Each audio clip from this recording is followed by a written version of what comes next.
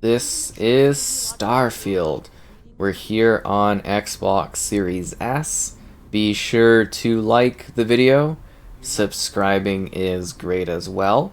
So we took a look at the Series X version of the game, and I very much wanted to take a look at the Series S version of the game as well, as I imagine many are probably diving into this experience on the platform.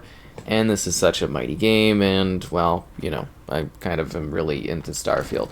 So, yeah, what are we getting here? It's like a 900p reconstructed to 1440p resolution experience. They're using FSR, which is AMD's Super Fidelity, which is a resolution upscaling technology that aims to help with the performance and the visual fidelity of the overall experience.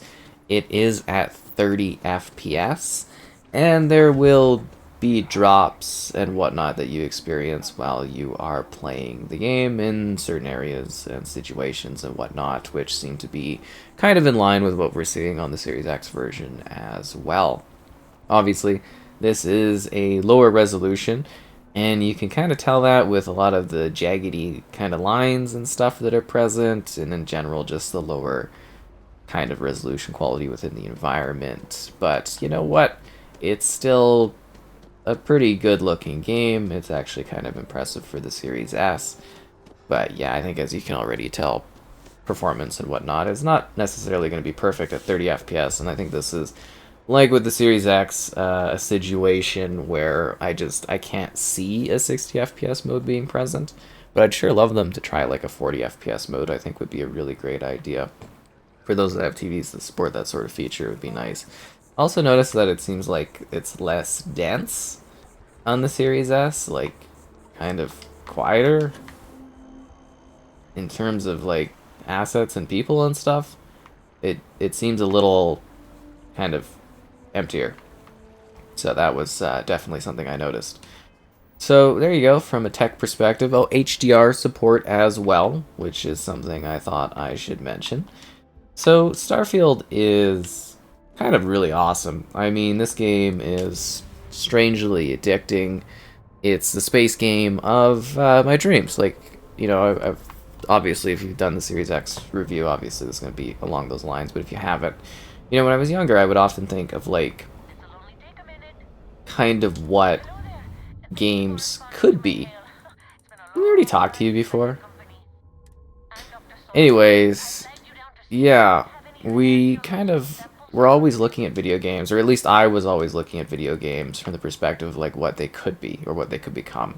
And I always wanted one where you could go out into space and you could explore and you could see things and you can do crazy stuff.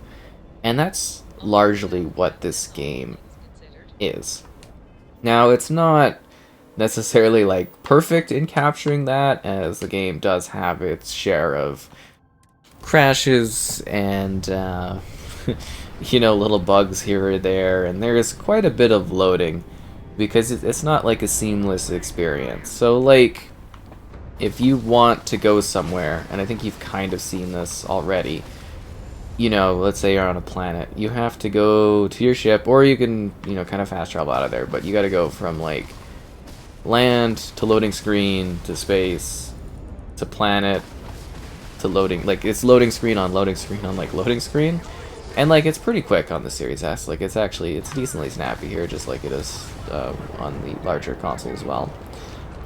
But yeah, it is sort of like you could theoretically you could fly to the planets. It would just take forever. So I mean, they could have made it a little bit more space exploration, like where you are able to like more realistically travel from place to place, because it would take forever to get there and it's like more superficial in that regard.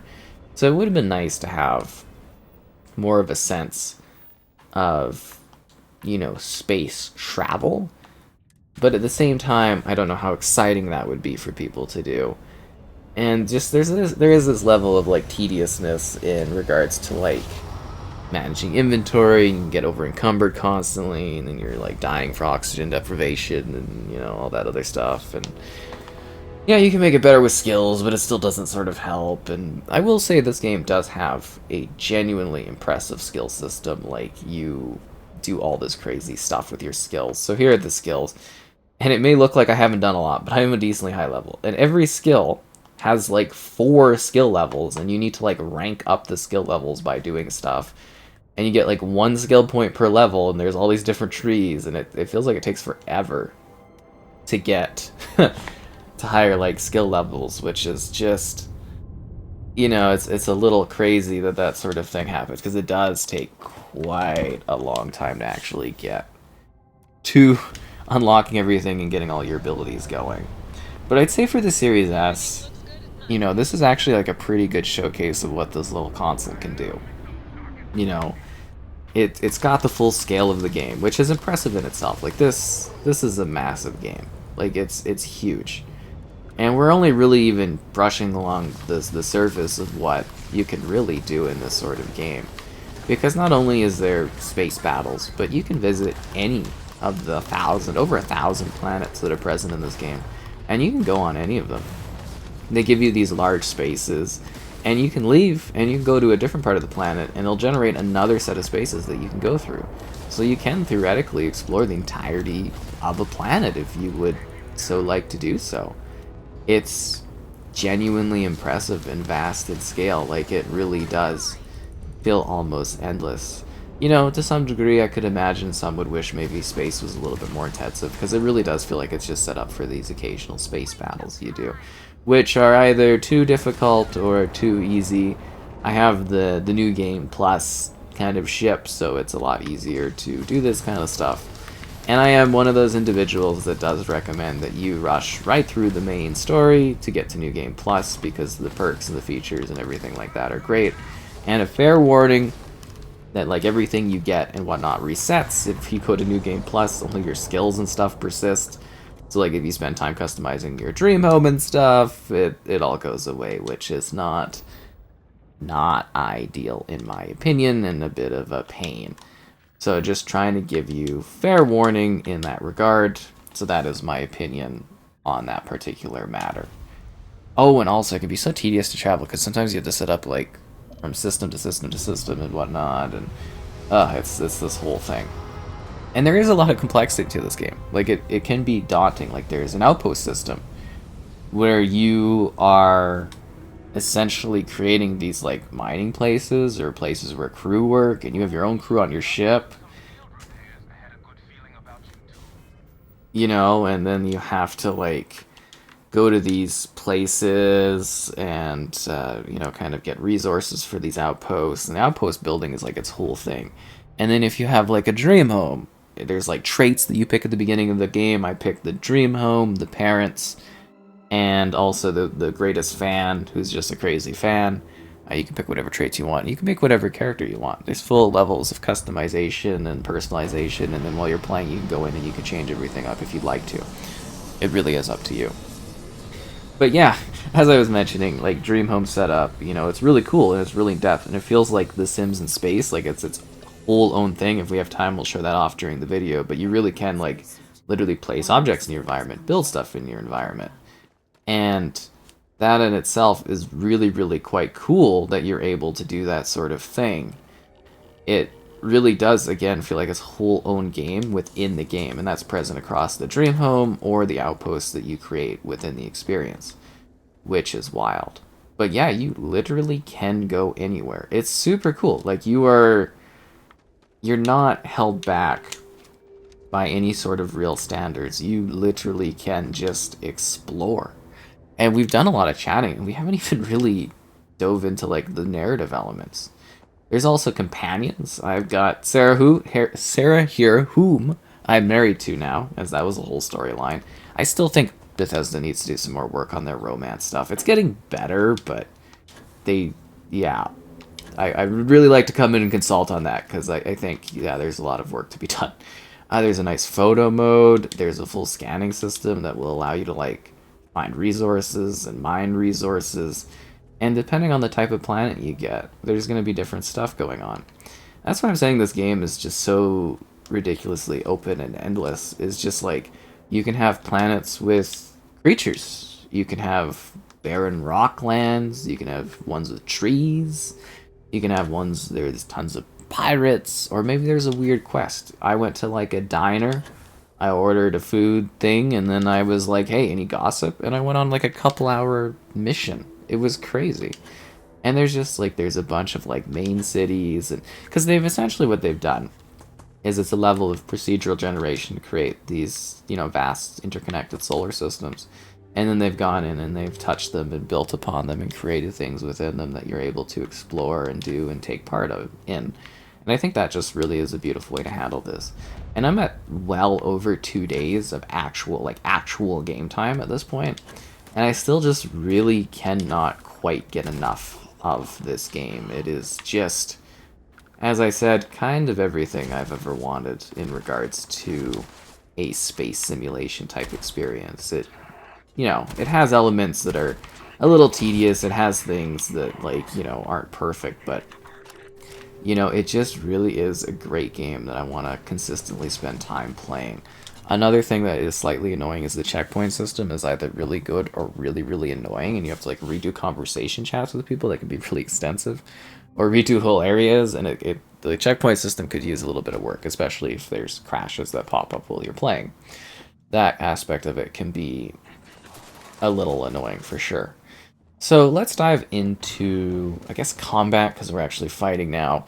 The AI isn't the brightest. They are pretty dim, like they just sort of stand there. Some of them can get like are really high leveled and will do crazy amounts of high damage towards you.